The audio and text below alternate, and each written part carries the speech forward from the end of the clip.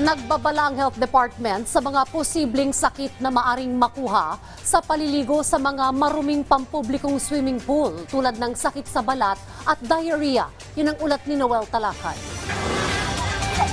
Paglulublob sa swimming pool ang takbuhan ngayon ng pamilya ni Mary Jane ngayong sobrang init ang panahon.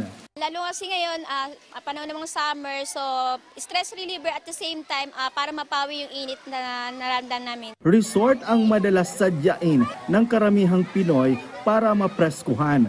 Pero paalala ng Health Department sa publiko, mag-ingat sa paliligo sa swimming pool.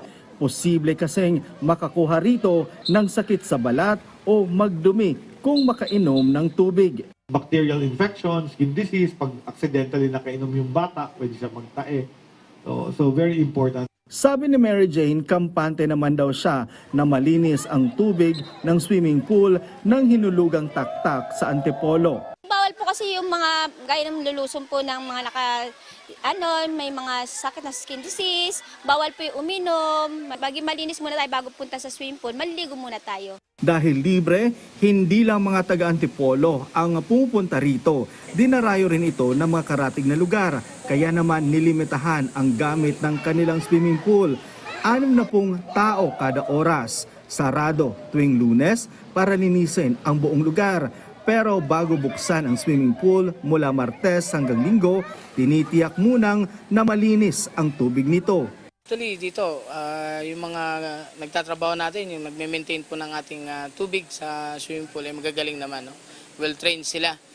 From time to time, yung paano siya ginagamot, alam nila.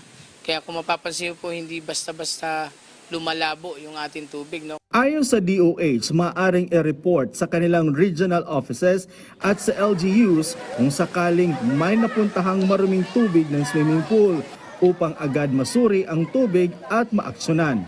I-report na lang siguro kung meron kayong mga makikitang ganitong public pools or resorts that maintain dirty toilets. Upang makatiyak na walang makukuhang bakterya o kahit anong fungal infection sa balat, pinapayuhang maglinis ng katawan bago at matapos mag-swimming at huwag umihi sa swimming pool. So if you go swim, let's say, dun sa dirty and you're not so sure, after swimming, mag-shower ka.